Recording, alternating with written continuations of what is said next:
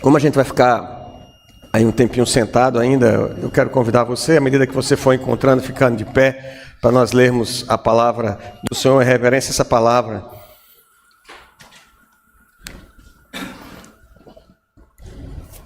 Mateus 6, a palavra do Senhor diz assim: guardai-vos de exercer a vossa justiça diante dos homens, com o fim de serdes vistos por eles.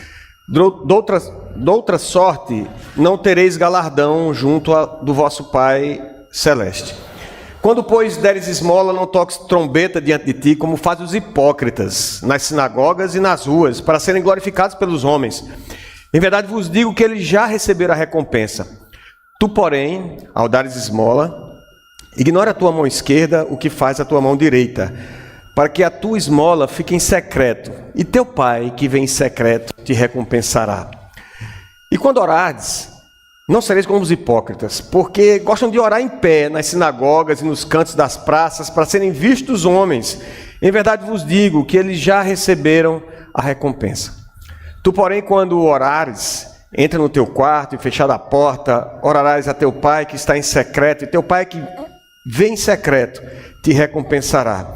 E orando, não useis de vãs repetições como os gentios, porque presumem que pelo seu muito falar serão ouvidos. Não vos assemelheis, pois, a eles, porque Deus, o vosso Pai, sabe o de que tendes necessidade, antes que lhe peçais. Portanto, vós orareis assim. Vamos ler todos juntos a oração do Pai Nosso? Pai nosso, que estás nos céus, santificado seja o teu nome.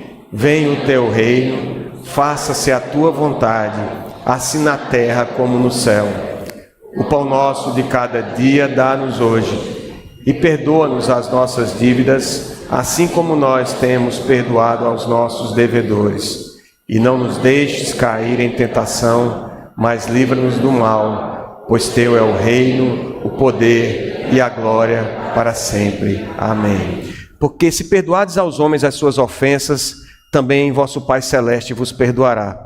Se, porém, não perdoardes aos homens as suas ofensas, tampouco vosso Pai vos perdoará as vossas ofensas. Oremos. Senhor, Pai nosso que estás no céu, santificado seja o teu nome, Senhor. Ó Senhor, venha o teu reino e faça a tua vontade. No meio do teu povo agora, Senhor, nós estamos reunidos porque o Senhor nos trouxe até aqui, o Senhor nos chamou para adoração, o Senhor nos conduziu até aqui e, ó Deus, tem recebido os nossos cânticos, a nossa adoração, a nossa gratidão. Pai Santo, agora tem misericórdia de nós mais uma vez e para a glória do teu nome, cumpre, Senhor, nesse momento tão especial da tua presença em nosso meio, unido aos santos, Senhor, em tantos lugares do nosso país e fora dele, que estão também adorando o teu santo nome, unidos aos anjos que louvam o teu nome, Senhor, desde a eternidade, glorificando a ti.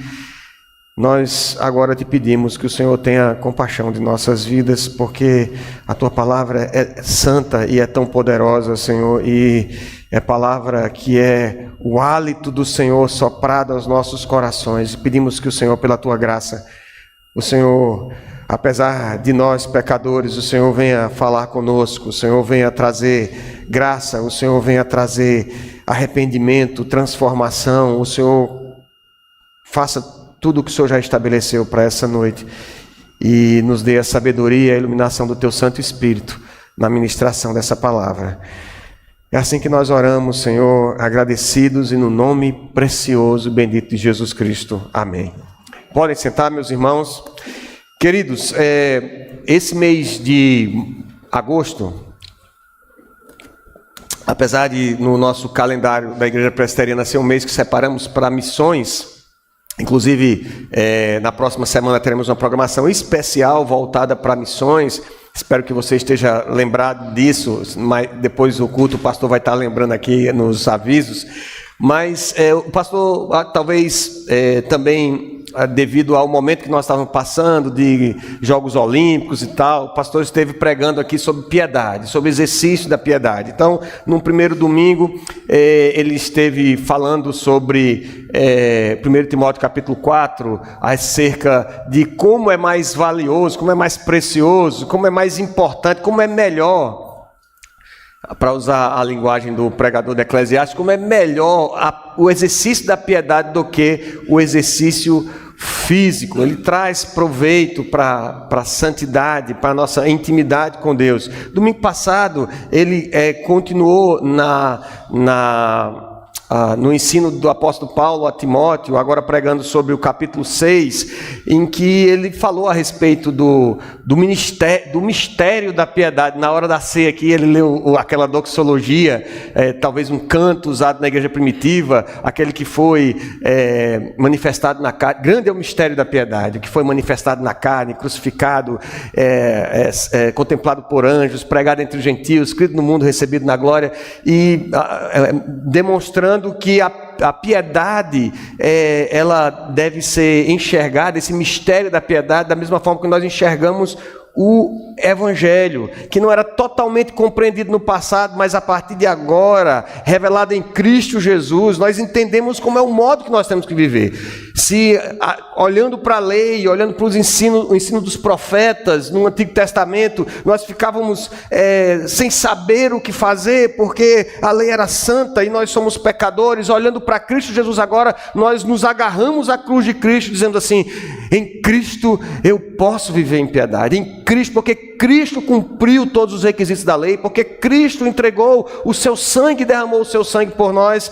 Esse mistério da piedade, o Evangelho revelado em Cristo Jesus, me concede a bênção de viver nessa esperança de vida eterna, nessa esperança de salvação. E eu hoje vou continuar nessa temática, falando a respeito dessa vida em piedade, porque talvez a gente falando assim a respeito de viver em Cristo, de que viver em piedade é viver no Evangelho, a gente pode talvez estar sem um pouco apesar de todo o esforço do pastor nas aplicações aqui, mas falta-nos às vezes um pouco de referências práticas de como viver nesse exercício de piedade.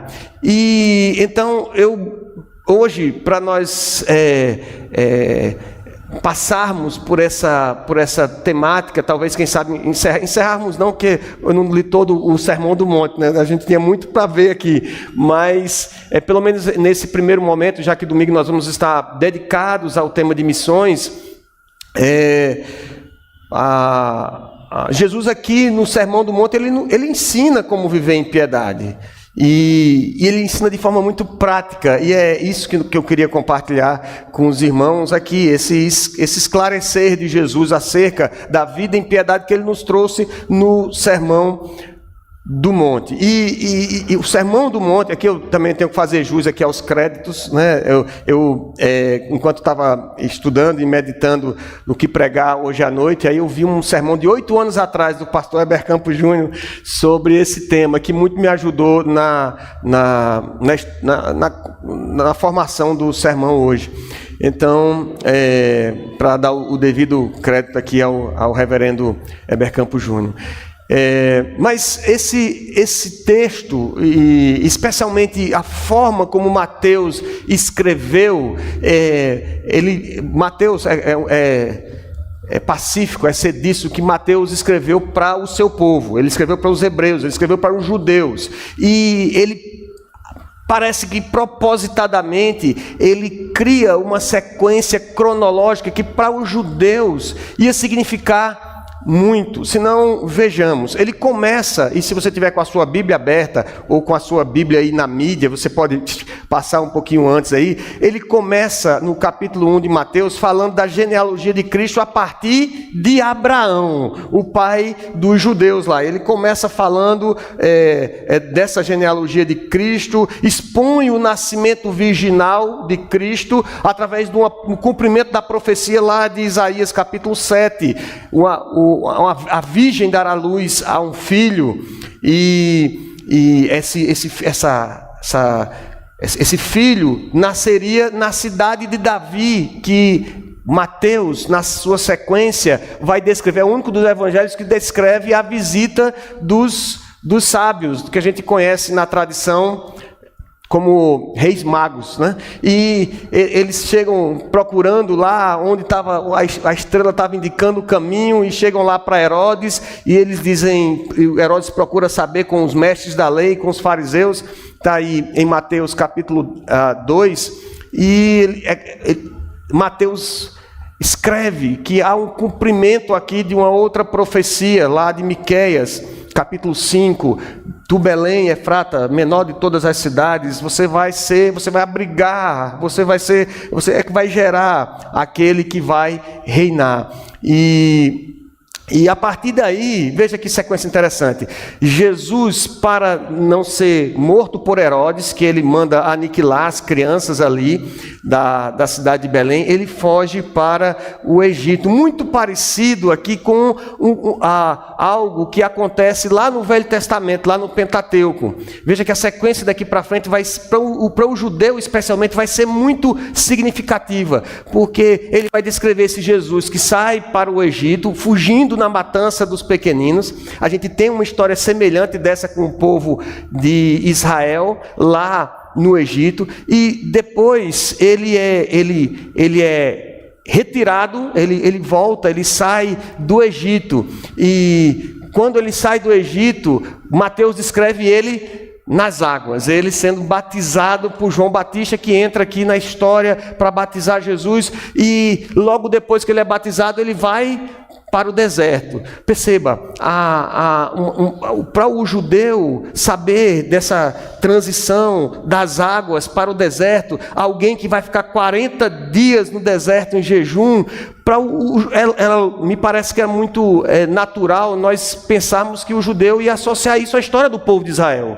De Moisés, que foi que livrou-se da morte das outras crianças ali, retirado das águas. Depois o povo vai sair do Egito, e o povo sai do Egito pelo mar, pelo caminho das águas. Ele vai para o deserto, não 40 dias, mas 40 anos no deserto. E depois desse momento, Jesus sobe ao monte para ensinar.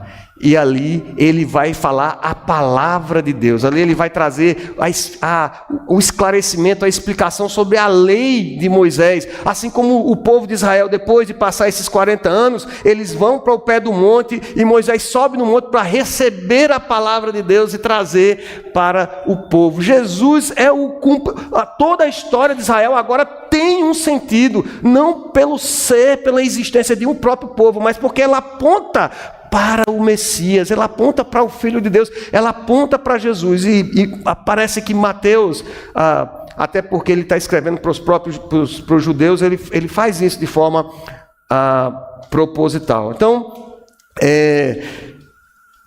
quando Jesus começa a ensinar, no capítulo 5, e aqui nós tivemos a oportunidade também, no aniversário da UMP, que falamos sobre as bem-aventuranças, e Jesus começa a ensinar no monte ali, e trazendo a palavra ali ao povo, ele normalmente faz comparações aqui entre a justiça, que a pessoa piedosa, aquela pessoa que quer de fato agradar a Deus e cumprir a lei, cumprir a justiça, ela nem deve viver como um gentil, mas também não devia viver como os religiosos daquela época. Jesus se referia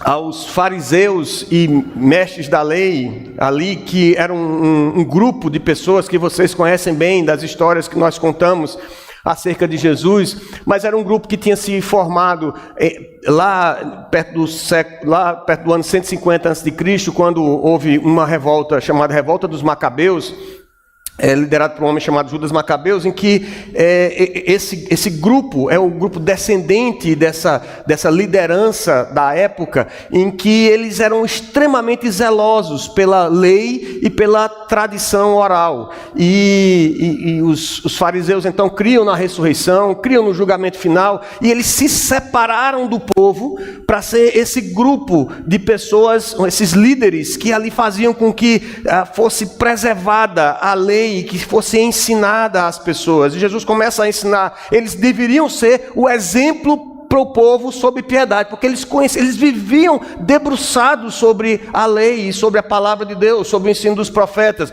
E Jesus, quando começa a ensinar, diz: olha, vocês precisam de fato viver vida piedosa. Deus criou vocês para a vida piedosa. Bem-aventurados são os humildes, bem-aventurados são os mansos, mas vocês não devem viver como os fariseus, nem como gentios, nem como os fariseus. Os dois extremos aqui, Jesus coloca como referência no seu ensino. Mas Jesus, ele enfatiza no capítulo 5, que ele não veio revogar a lei de Moisés. Ele não está ensinando nada de novo, ele não está ensinando uma nova lei, mas ele está ensinando aquela lei que os fariseus estavam estudando, que estavam preservando, que estavam sendo zelosos para preservar.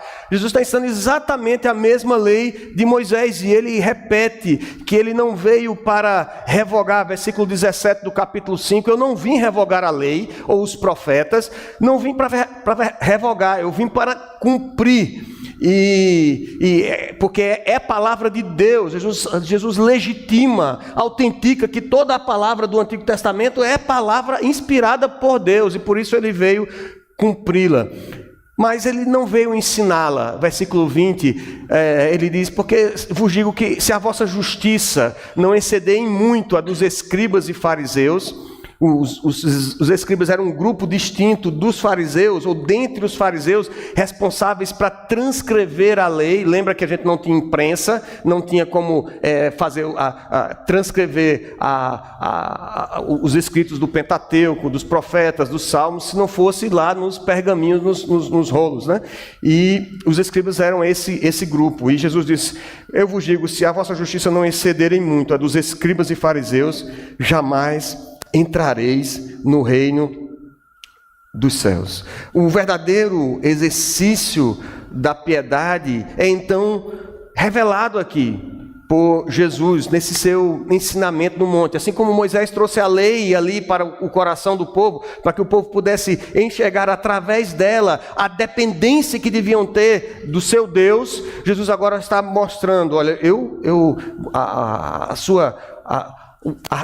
a verdadeira piedade não pode ser uma piedade legalista, mas ela deve ser, de fato, dependente completamente da graça do Senhor. Ele começa a ensinar, versículos 21 em diante do capítulo 5, não matarás, e vai explicar o que significa, não adulterarás, não dirás falso.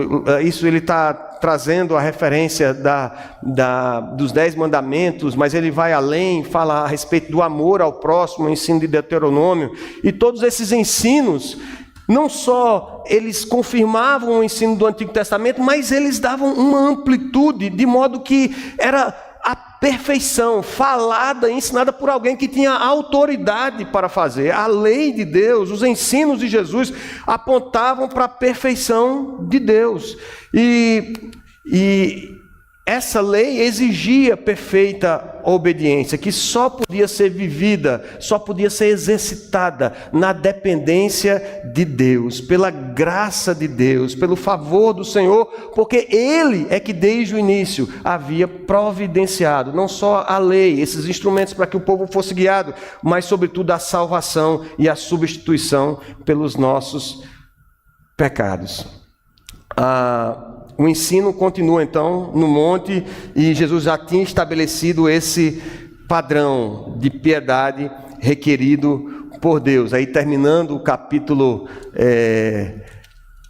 5, versículo 48, ele diz: portanto, sede vós perfeitos, como perfeito é o vosso Pai que está nos céus. Então, a partir daqui, Jesus traz para nós um exercício de prática de piedade. O que é que eu vou fazer agora? Olhando para a lei é perfeita, a lei é justa, e para alcançar essa justiça, eu tenho que depender do Senhor, eu tenho que viver debaixo da sua graça. Mas eu posso exercitar essa piedade. Quais são os modos de exercitar essa piedade? E ele vai continuar o ensino falando a respeito de 3 formas para o exercício da piedade. Pelo menos as 3 formas que a gente vai estudar hoje à noite. Tem uma 4ª forma aqui que ele vai falar a respeito da riqueza da piedade, que nós cantamos um pouco aqui com o Kilt, a partir do versículo 19, que é de olhar para as aves do céu, olhar para os lírios do campo e ver como o Senhor cuida de nós, como Ele tem cuidado de nós, e que nós não devemos andar ansiosos de coisa alguma. Mas antes disso, Ele traz 3 ensinamentos de como a gente deve socorrer os necessitados, como se deve dar esmolas, como se deve orar e como se deve jejuar. E por oportuno, como estamos estudando e vendo a respeito do exercício da piedade, são 3 práticas que devem estar presentes na igreja do Senhor. Se nós queremos viver uma vida piedosa, se nós estamos aprendendo sobre o exercício da piedade, a gente precisa aprender a como fazer essas coisas. E ele começa nos dando um princípio geral, está aí no versículo 1 do capítulo 6, ele diz assim: guardai-vos de exercer a vossa justiça diante dos homens, com o fim de seres vistos por eles. De outra sorte, não tereis galardão junto do vosso Pai Celestial. Então, o princípio geral que vai nortear essas 3 ações que nós como igreja devemos realizar frequentemente, porque faz parte do exercício da piedade, é de fazer essas coisas, mas não fazer porque Jesus está mandando, ou não fazer porque a liderança, os novos fariseus, os presbíteros, os pastores estão mandando. Não, mas fazer com uma outra motivação. A principal é de investigar o coração e não ficar procurando ser visto, a sua justiça ser exercida diante dos homens com o fim de ser visto por eles. Piedade não é, então, pela referência que Jesus dá de se não fazer, exceder aquilo que é feito pelos fariseus e escribas, mestres da lei, e também não ser como gentio. A piedade não é ser nem mundano. Eu vou deixar, não tem esse negócio de orar, não, eu estou crente, salvo para sempre e tal, e eu vou para a igreja no domingo, está tudo maravilhoso. Não é ser nem mundano, mas também não ser religioso. Ser genuinamente cristão, segundo o ensino de Jesus, é ser diferente de como vivem os que vivem no mundo, os que vivem pelos valores presentes no mundo, no egoísmo dos seus interesses, vivendo pelos seus prazeres, na idolatria do dinheiro, do sucesso, do conforto. Não posso viver como os gentios que não conhecem o Senhor, que não foram alcançados pela graça do Senhor, uma vez que eu vivo pela graça, só através da graça que eu posso viver esses mandamentos, olhando para Cristo, confiando de que Ele perdoa de todo o pecado e que agarrado na cruz de Cristo eu tenho a esperança da salvação. Mas também não posso viver de forma legalista, como um religioso, que vive também para dar satisfação aos outros. E, queridos, esse princípio é muito apropriado para os dias atuais, porque nós vivemos aprisionados pela aprovação das pessoas. Na verdade, pense um pouquinho como é que o que é que lhe motiva a fazer um trabalho bem feito no seu trabalho. Se não é a vontade de agradar o chefe, as coisas que você fala no seu trabalho, a forma como você se comporta, se isso não acaba sendo influenciado decisivamente pela aprovação dos outros. Às vezes, o cliente, às vezes você tem que fazer e se comportar de uma forma porque você tem que agradar o cliente. Às vezes nós vimos para a igreja para agradar os outros. Você vem para a igreja para o pastor não ficar depois ligando para você, perguntando o que você está faltando. Pastor faz isso, pastor faz isso. Ou você está vindo porque para aquela liderança da mocidade não ficar pegando no seu pé, disse, rapaz, você disse que ia para a igreja ajudar lá e você não foi. Aí você vem para a igreja com a motivação de receber a aprovação dos outros. Ou até em casa. que é que lhe motiva a fazer essas coisas em casa? Você, quando está lavando aquele prato maravilhoso. A gente teve reunião terça-feira, a gente teve reunião do nosso grupo discipulado. E eu não vou dizer quem viu, Gabriel? Pode ficar tranquilo. Eu não vou dizer quem é que estava no grupo lavando prato enquanto estava na reunião. Mas, às vezes, a gente está lavando lá o nosso prato, maridos, está lá lavando o prato. E o nosso desejo, a gente está fazendo as coisas em casa para agradar a mulher, para agradar o cônjuge, a esposa da mesma forma, para não ter confusão, para agradar os filhos. A gente vive aprisionado nessa realidade de viver o tempo todo esse fardo de receber a aprovação das pessoas, quer sejam familiares, quer sejam líderes na igreja, enfim. Nós somos tentados o tempo todo a fazermos o nosso trabalho buscando visibilidade e aprovação. Exercer a justiça só tem sentido com o reconhecimento de nossa falibilidade e limitação e dependência da graça de Deus. Eu nem coloquei aqui como exemplo a questão das redes sociais, para ninguém ficar falando que eu implico muito com isso. Mas as redes sociais, elas são estruturadas nesse valor da gente viver dando satisfação aos outros da nossa vida. Eu conversava com o Kleiner, ela falou que viu uma espécie de documentário, um filme a respeito de uma experiência social que fizeram. Pegaram 3 pessoas que queriam ter destaque e crescimento nas redes sociais e começaram, um pesquisador comprou seguidores falsos e tal, essa coisa dos bots e tudo mais, e colocou lá cada um com tantos mil seguidores. Eles foram crescendo e tiravam fotos falsas de que estavam em Dubai e não estavam no quintal de casa. Tirava foto de não sei de onde e começavam a publicar isso para agradar as pessoas, que as pessoas gostam disso, e as pessoas começam a curtir. Ai, que maravilha! E você coloca uma mensagem lá, um comentário lá, e você não dá 2 minutos, você fica com aquele coração: meu Deus, será que alguém curtiu meu comentário? Será que alguém viu que eu coloquei lá? Aí você fica olhando, né? Você olhou, mas rapaz, ninguém curtiu, e agora e tal, e você posta. Terça-feira nós tivemos nossa reunião, e eu não coloquei no Instagram o registro que a gente... Eu esqueci, rapaz, eu sou terrível com esse negócio, eu esqueci de tirar a foto no final da reunião, que a gente sempre posta lá, reunião e tal, para motivar o pessoal, e porque é legal colocar a foto, mas eu fui seriamente questionado nas minhas motivações, porque quando eu não coloquei, aquilo foi um tormento para mim nas 24 horas que seguiram, porque eu fiquei pensando: meu Deus, eu não vou colocar, e agora o pessoal vai ficar se sentindo porque eu não coloquei. Meu Deus, eu tenho que colocar para o pessoal perceber que foi legal, para todo mundo ver que está tendo grupo e tal. Eu disse: eia, meu Deus, sou eu que uso a rede social, ou a rede social que me usa? E nós vivemos nessa loucura de ter e querer a aprovação das pessoas. E Jesus está dizendo: você quer viver de forma piedosa, você quer viver para agradar ao Senhor, então a sua justiça não pode ser pensando na aprovação dos outros, com o fim de ser visto pelos outros. Dessa forma, vocês não vão ter outro galardão que não seja a aprovação das pessoas.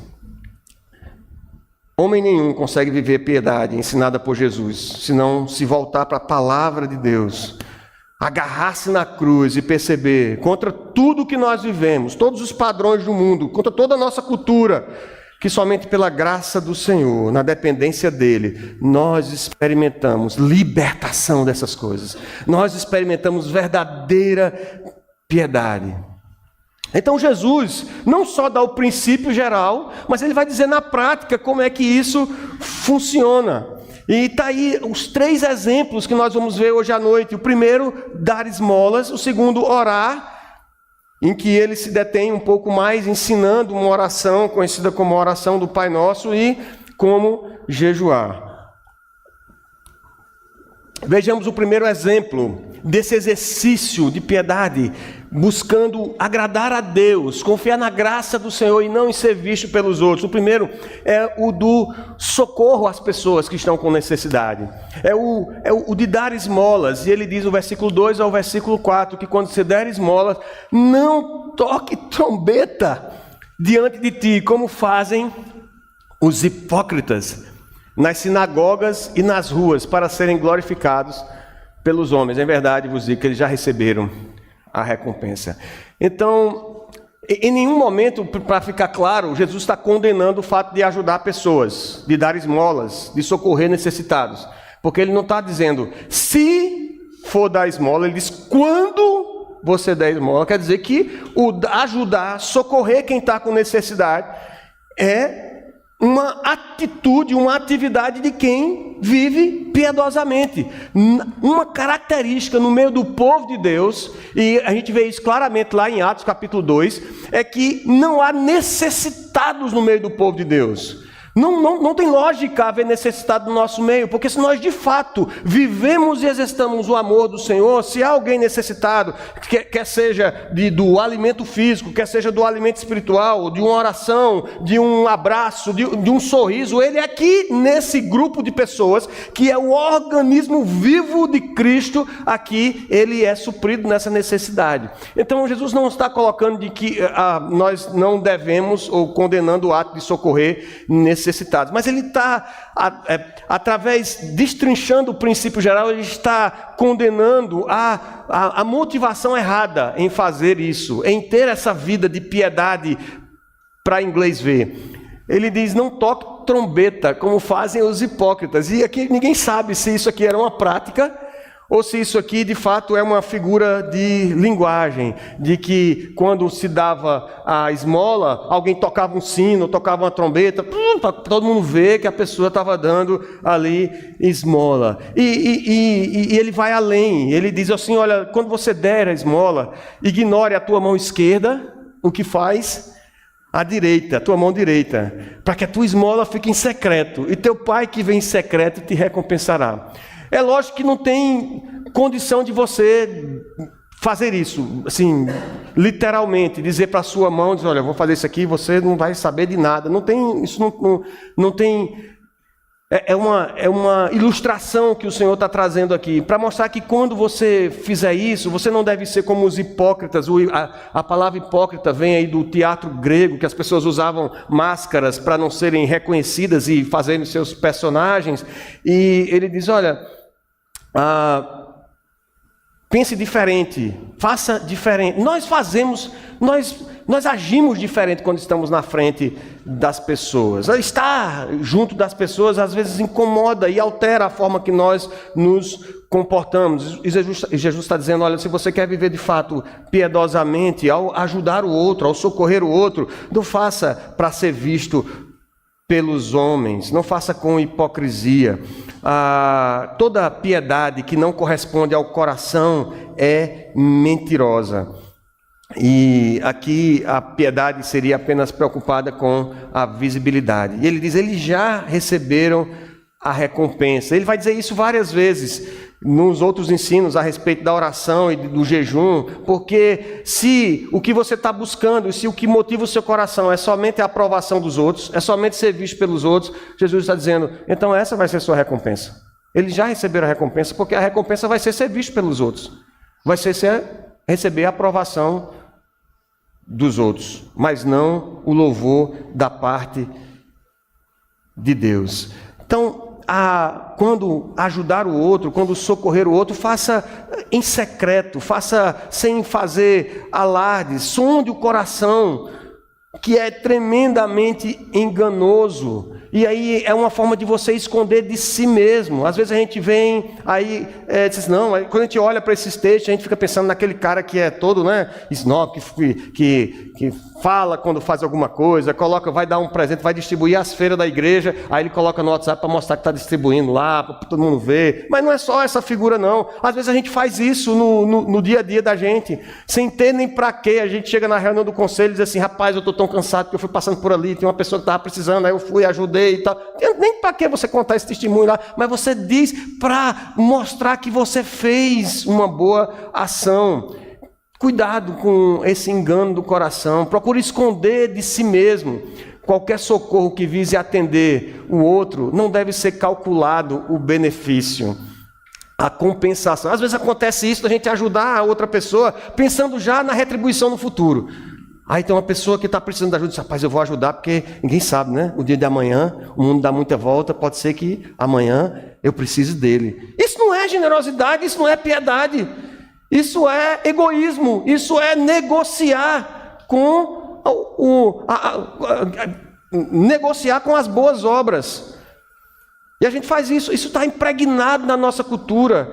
E nós precisamos sondar o nosso coração. O mundo está cheio desse tipo de pensamento. As campanhas que acontecem por aí. A gente tem um exemplo claro, oficial, do imposto de renda. Se você ajudar determinadas causas sociais, você tem desconto no imposto de renda. Aí você vai lá e faz isso. E eu não estou condenando que você não faça, não. Ajude os lares por aí de pessoas sem teto, ajude casa de dependente químico, ajude. E você tem o direito de descontar do imposto de renda, você faz isso. Mas se a sua motivação é receber o desconto, é ter esse retorno, então isso não é piedade. Isso não é a verdadeira piedade. Não quer dizer também que é proibido fazer em público. Não, então, se estiver na frente dos outros, não vou dar esmola, não vou ajudar ninguém, não. Vou ficar, não sei nem o que é que eu faço.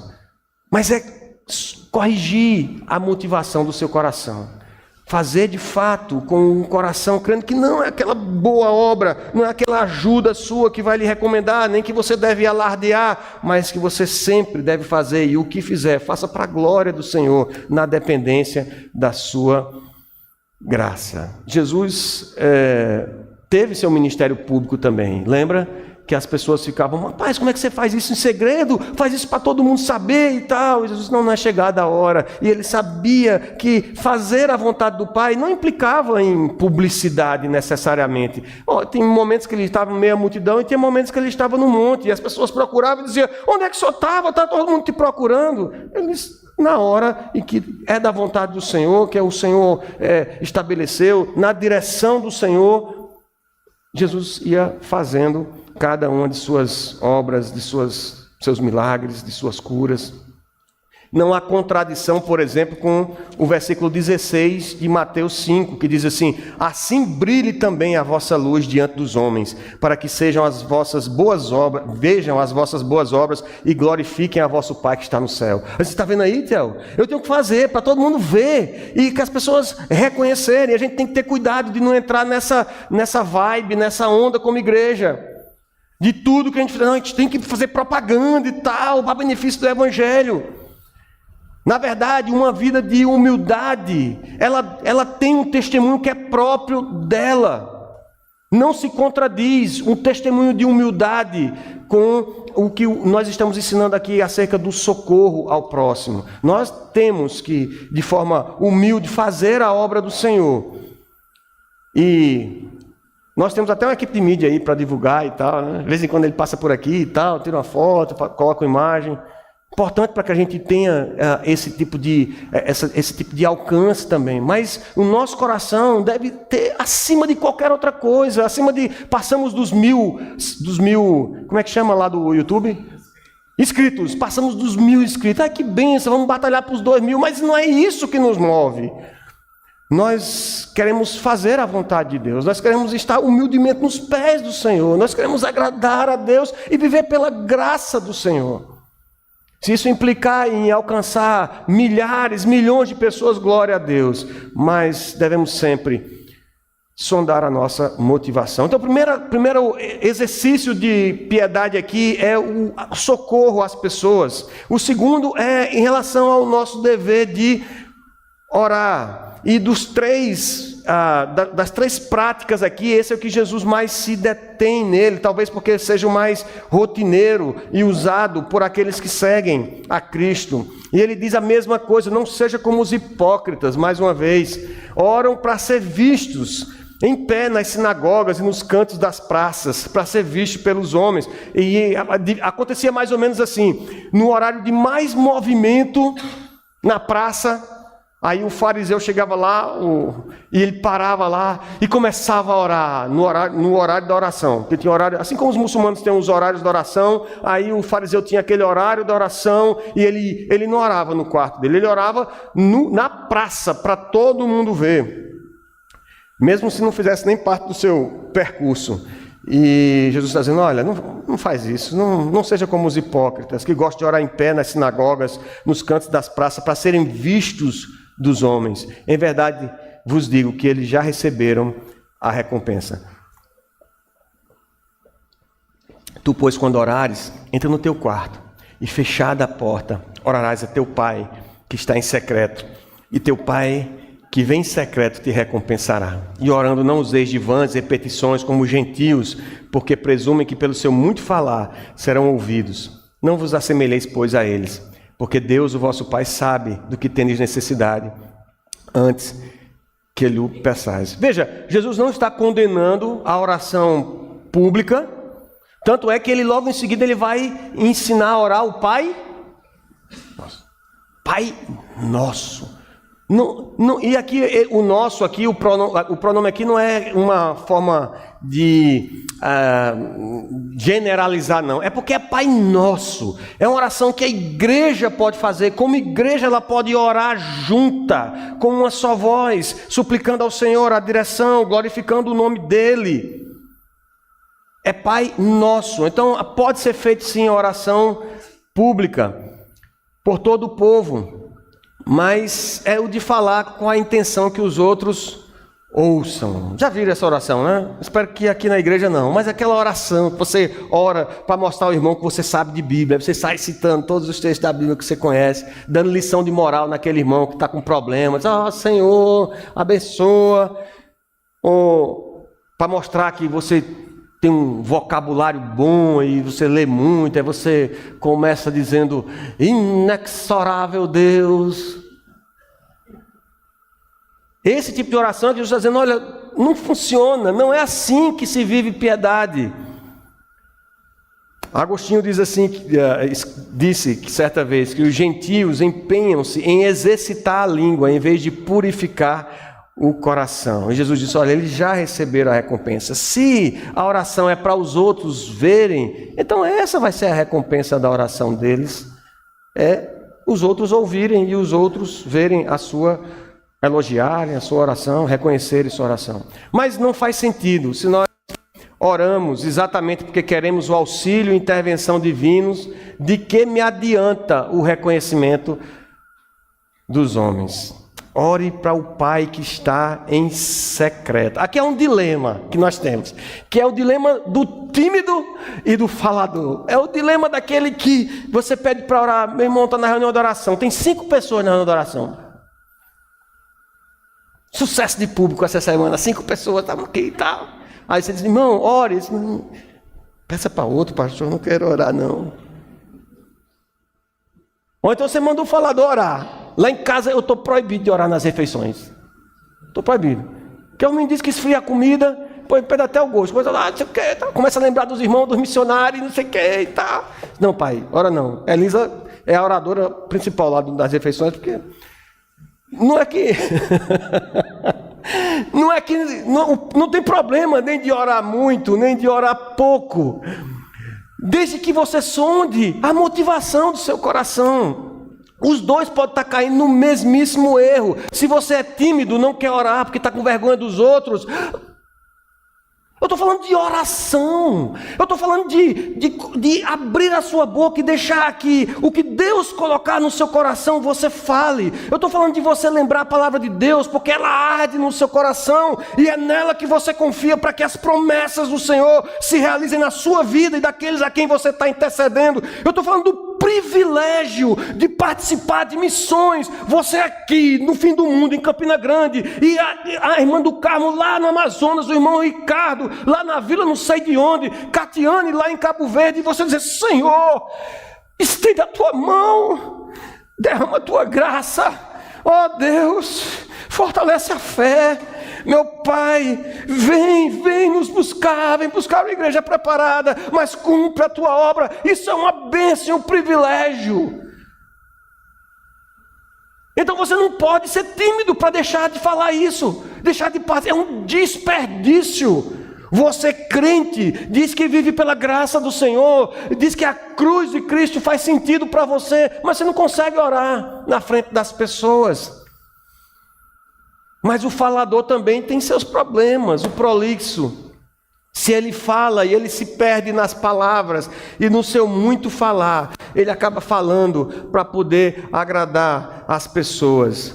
Está considerando mais agradar os homens e se esquece que está diante de Deus. e que você é homem e por isso sejam poucas as suas palavras. Aqui não está falando de se esconder, mas de você ter a sua vida de oração privada. Se alguém tem oração, acho que é Aristóteles que fala isso, se você tem uma vida de oração pública e não tem uma vida de oração privada, então está tudo invertido. A sua vida de oração pública, ela deve refletir o que você ora na sua vida de oração privada.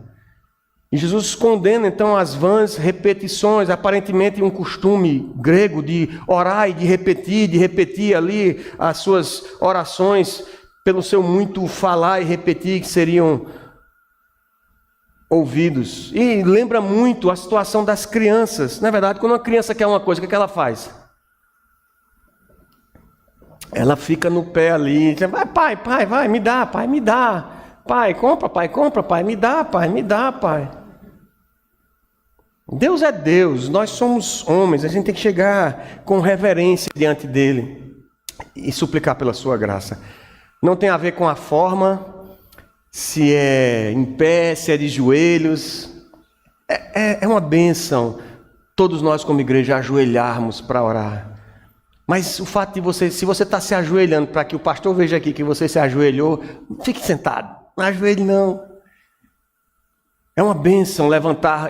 João Calvino defendia isso na liturgia dele. E o pessoal do grupo vai ver isso no livro, tá? O pessoal que está estudando o livro lá. De levantar as mãos como expressão de louvor e gratidão. Mas se você levanta as mãos em oração e adoração para que os outros vejam que você está levantando a mão, não levante não. Isso não é piedade. Isso é falsa piedade.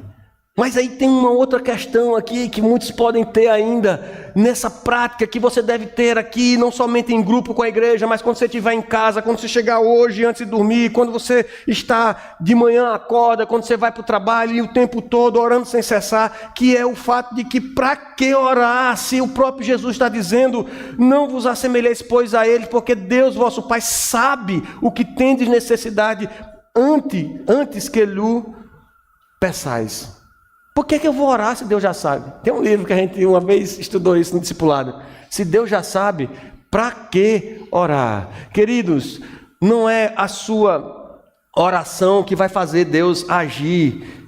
Não há relação cartesiana quanto a isso. Quando eu estava meditando, eu lembrei da questão do exercício físico mesmo, que a gente vai para a academia, que a gente caminha, dá as voltinhas no açude velho e tal, quando a gente está bem, saudável, para quando vier a doença, a gente está bem fisicamente para suportar, e a gente exercita-se na oração, faz esse exercício de piedade, porque quando nós somos, a cada momento que nós nos aproximamos mais do Senhor, que nós ganhamos em intimidade com Deus em oração, nós estamos fortalecendo o nosso coração.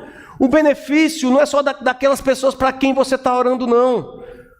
Não é Deus que se beneficia com a sua oração, é você que se beneficia com ela. Nós crescemos em intimidade para que no dia da fraqueza, no dia da dor, quando a necessidade chegar, o Espírito esteja de tal modo condicionado, que em vez de você negar a fé, duvidar de Deus, a despeito da fraqueza da nossa carne, você se lance aos pés dele mais uma vez, porque você está tão acostumado.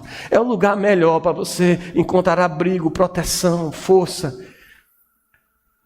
aos pés daquele a quem devemos prestar contas e que escuta quando clamamos e nos concede graça e misericórdia em ocasião oportuna. Calvino, sobre esse texto, ele fala assim: os crentes não oram com a intenção de informar a Deus sobre coisas que ele desconheça, ou para incitá-lo a cumprir o seu dever, ou para apressá-lo, como se ele fosse relutante. Pelo contrário, oram para que assim possam despertar-se e buscá-lo, e assim exercitem a sua fé na meditação das promessas de Deus, e aliviem as suas ansiedades, deixando-as nas mãos dele. Numa palavra, oram com o fim de declarar que a sua esperança e expectativa de coisas boas para eles mesmos e para os outros está só nele. É por isso que a gente ora, mesmo Deus sabendo de tudo que a gente quer orar, antes mesmo que a gente abra a boca.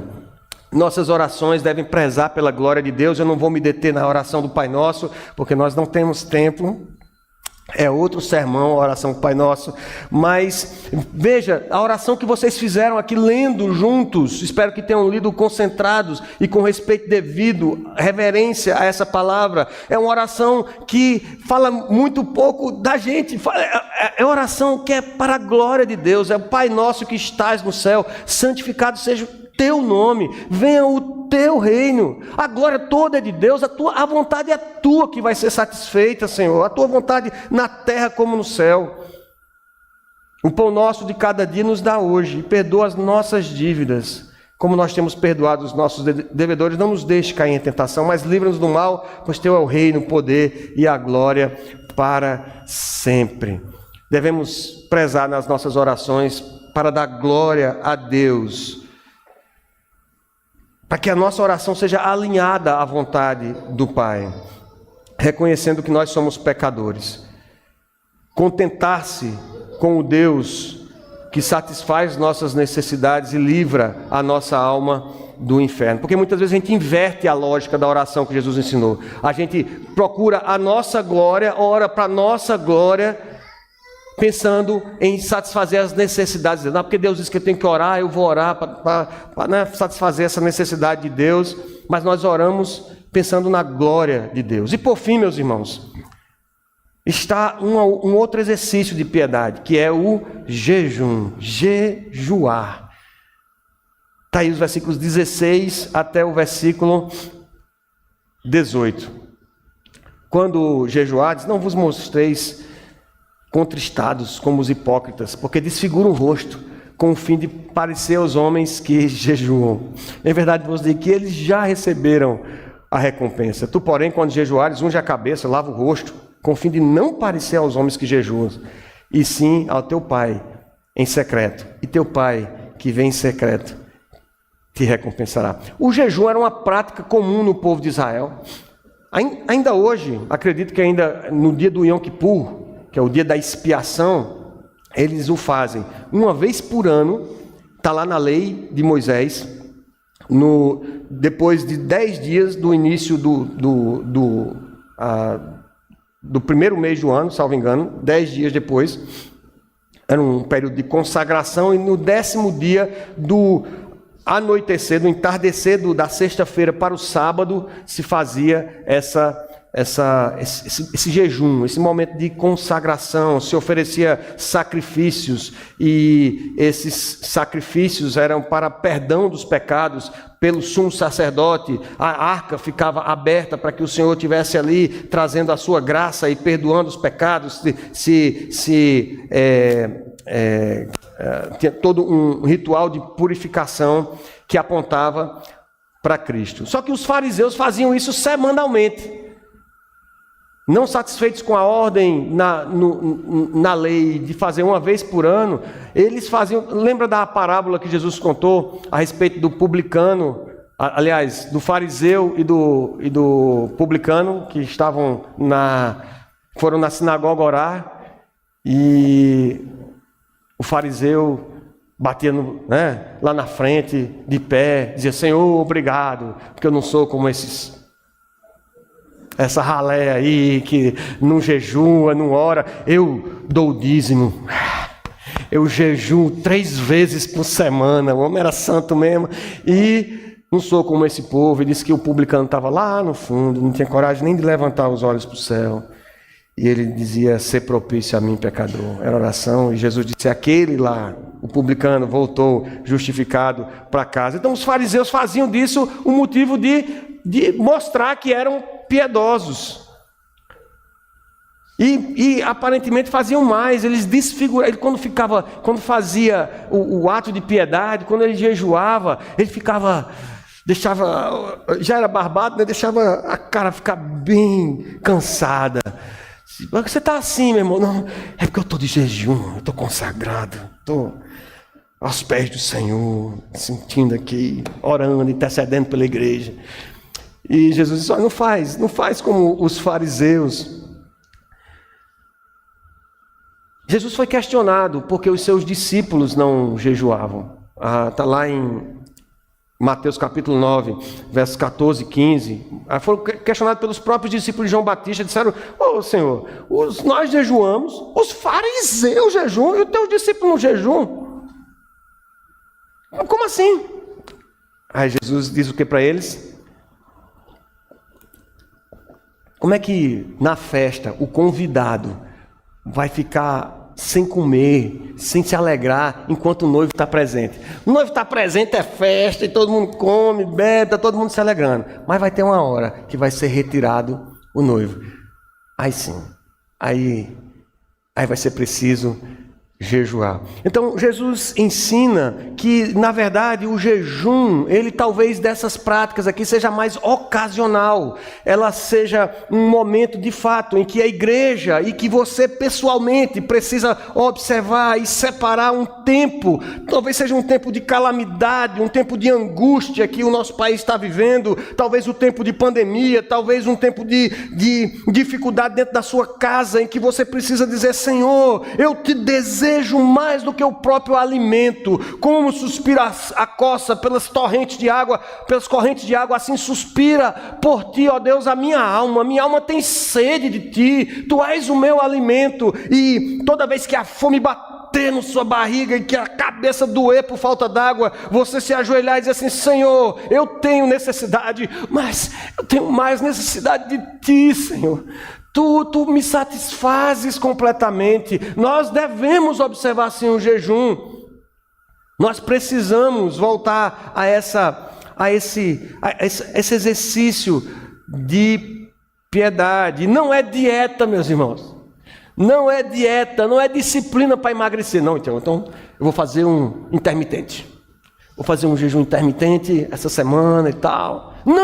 Não é pensando em você, não é pensando em manter a forma, não é pensando em emagrecer. Isso você pode até fazer, se o seu nutricionista disser que é para fazer, o seu médico recomendar. Mas o jejum, que é o exercício de piedade, é feito com outro propósito. Nós cometemos o erro oposto dos fariseus. Os fariseus faziam direto, 3 vezes por semana, 2 vezes por semana. Nós não fazemos de jeito nenhum. E Jesus mais uma vez não está dizendo assim: se você jejuar, não. Ele está dizendo: quando jejuardes. Quer dizer que faz parte da nossa prática de piedade. Aqui nós tentamos fazer como igreja, pelo menos uma vez no ano, na época da semana de jejum e oração, na primeira semana do ano. Conclamar a igreja para jejuar. Não sei se os irmãos estão com saudade do jejum. Podemos fazer mais vezes, né, pastor? Desprezamos completamente uma prática que é sadia, a abstinência de comida com propósitos espirituais. Não é disciplina do corpo, não é. Na Bíblia está sempre associado à adoração e oração. Esdras vai falar com o rei sobre o seu povo, sobre o retorno para Jerusalém, para reconstruir o templo, para reconstruir os muros. O que é que ele faz? Ele jejua. Esté vai se colocar diante de Deus como intercessora ali, pelo aquele problema que o povo estava ameaçado de ser dizimado pelo terrível Amã. E o que é que ela faz? Ela jejua. Saulo de Tarso, depois que ele tem um encontro com o Senhor: Saulo, Saulo, por que me persegues? Quem és tu, Senhor? Eu sou Jesus, a quem tu persegues. Saulo, ele tem um encontro com Jesus e ele vê o seu coração agora, as perguntas, as dúvidas. Ele que encerrava pessoas em prisão e que perseguia os crentes, agora ele diz: meu Deus, eu estou fazendo tudo errado. E ele se arrepende, e diz a Bíblia que ele está jejuando, ele está sem comer quando Ananias vai ao encontro dele.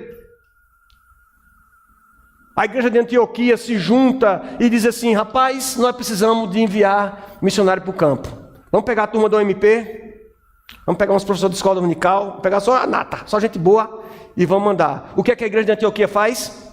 Jejua, em oração e jejum. Separaram a equipe missionária, Barnabé e Saulo. Nós precisamos, queridos, entender que é exercício de piedade também o jejum. O jejum prepara o corpo para que a alma fale igual. Essa é a palavra de pastor Heber Campos Júnior. Meu Deus, que bênção. O jejum prepara o corpo para que a alma fale igual aos sentimentos do corpo. Dependente, ansioso por Deus, como o corpo precisa do alimento. O princípio condenado aqui é o mesmo: fazer para ser reconhecido. Aqui a gente está falando de jejum, mas pode ser qualquer outra coisa que a gente faz na igreja, como exercício de piedade, e que a gente faz caindo no mesmo erro de fazer muitas práticas que nós fazemos suscetíveis à hipocrisia. Todas as vezes que nós fazemos alguma coisa e fazemos questão de mostrar que nós estamos fazendo. Nossa, eu estou muito cansado, o louvor, não trabalho, não participei a semana, como é o simpósio missionário, semana que vem? Como é que chama? Conferência missionária. Aí, nossa, me deu... Chegando no domingo de noite aqui, aí o irmão vai falar: Paz do Senhor, estou morto, trabalhei demais, foi difícil, os irmãos dão trabalho, não vêm. Todas as vezes que nós fazemos questão de mostrar como nós estamos cansados por nos dedicarmos à vida de piedade, nos aproximamos desse tipo de prática condenável. A alegria do Senhor é a nossa força, e ela que renova, as nossas forças irão se renovar no Senhor. Essa é a marca do serviço do crente. Ele está lá batalhando, lutando contra o pecado, contra o comodismo dos irmãos mesmo, contra o mundo, e ele está alegre no Senhor, com a esperança renovada em Deus. Essa é a marca do serviço do crente, não o reconhecimento alheio, senão no final essa vai ser a única recompensa do nosso trabalho. Para terminar, meus irmãos, algumas aplicações. Cuide do seu coração. Cuide do seu coração.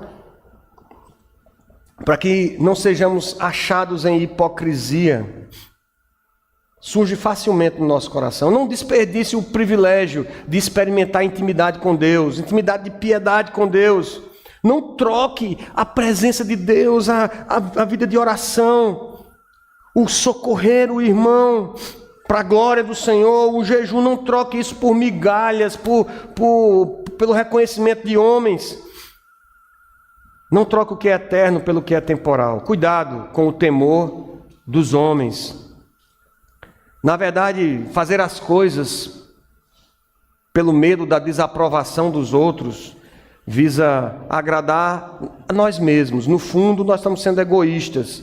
Quando nós damos esmolas, quando nós oramos ou jejuamos, e em vez de fazer isso para a glória de Deus, fazemos por qualquer outra motivação.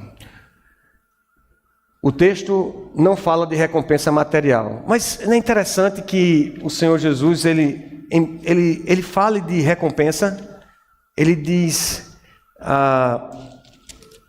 ele fala: teu pai que vem em secreto te recompensará. Ele fala disso ao dar esmolas. Ele fala quando você for orar em secreto, ele diz: olha, teu pai que vem em secreto te recompensará. E a mesma coisa do jejum: teu pai que vem em secreto. Há uma recompensa, meus irmãos, aqui. E não é uma recompensa material, não é uma recompensa humana. E, em certo sentido, a recompensa que podemos esperar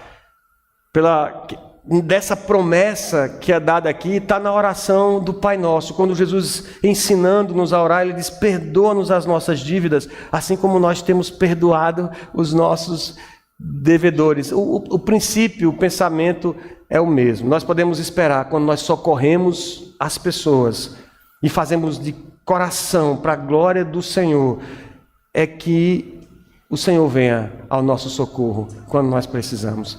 Quando nós podemos esperar pela promessa que está aqui na palavra do Senhor, dita pelo próprio Jesus, que quando nós buscamos a Ele em oração, Ele venha nos buscar.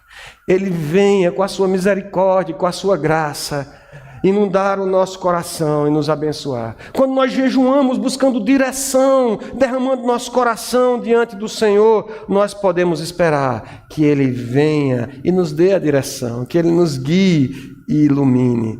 Essa é a maior recompensa, é a intimidade com o Senhor, é de se satisfazer na presença dEle. Podemos, em certo sentido, esperar recompensa do Senhor. O problema é quando a recompensa se torna o Senhor, quando a recompensa é maior do que o próprio Deus. A vida cristã é pautada por exaltação do Pai. Nós precisamos vencer o temor às pessoas, temendo ao Pai. E essa é uma outra questão interessante desse texto, é que o tempo todo o Senhor está tratando a Deus como Pai. Vida de piedade é vida que tem intimidade com Deus. Quanto mais íntimos de Deus, menos nós nos preocupamos com o que o outro um pensa e com o outro pensa. E não é aquela coisa egoísta, não dizer, não, eu não me importo com o que os outros falam, eu vou fazer o que eu quero, que eu não me importo. Não é uma questão egoísta, é porque o valor está em agradar a Deus. Jesus não está pregando egoísmo, ele está pregando humildade e devoção. Viver para agradar a Deus, buscando cada dia mais intimidade com Ele. E assim as pessoas vão acabar reconhecendo, mesmo que você não busque isso, as pessoas vão acabar reconhecendo a luz de Cristo em nós. Não a nossa luz, mas a própria luz de Cristo. Que o Senhor nos dê a graça de vivermos desse modo. Vamos orar, queridos. Eu queria chamar o grupo Kilt. Eles vão cantar uma música que fala de louvar de coração. Tudo que eu fizer, seja de coração para o Senhor. Nós vamos orar e logo em seguida vamos estar cantando ao Senhor com esse cântico. Feche seus olhos, coloque seu coração diante do Senhor. E diga, Senhor, eu quero uma vida de piedade. Eu quero, Senhor, crescer em intimidade contigo. Livra-me, Senhor, de fazer as coisas para ser visto pelos outros. Dá-me a graça, Senhor, de viver para a glória do Teu nome, confiado, dependente completamente da Tua graça e socorrendo o meu irmão e jejuando aos Teus pés, te buscando em oração. Ó Deus, tem compaixão de nós, Senhor. Alguns aqui que não sabem o que é ter intimidade contigo, Senhor, não experimentaram ainda a graça da salvação, do perdão dos pecados. Ó Deus, em nome de Jesus, opera nessas vidas, Senhor, nesses corações, para que sejam libertos das amarras do mundo, Senhor, desse desejo insuportável, Senhor, e que pesa sobre nós muitas vezes esse fardo de viver para os homens, a fim de ser visto pelos outros em tudo o que fazemos. Derrama a Tua graça, Senhor, que haja arrependimento sincero, que haja, ó Deus, perdão de pecados sobre essas vidas, que Teu Espírito Santo faça, ó Deus, novas criaturas nessa noite, para a glória do Teu nome. Opera também, Senhor, em nós, para que o Senhor nos livre da falsa piedade. Nos ensina, Senhor, a Te amar verdadeiramente, com o nosso coração confiados na cruz de Cristo. A Tua lei é perfeita, Senhor, a Tua palavra é poder. Nos ensina, Senhor, nesse caminho da humildade, da intimidade contigo. É assim que nós oramos, com o perdão dos nossos pecados, em nome de Jesus. Amém.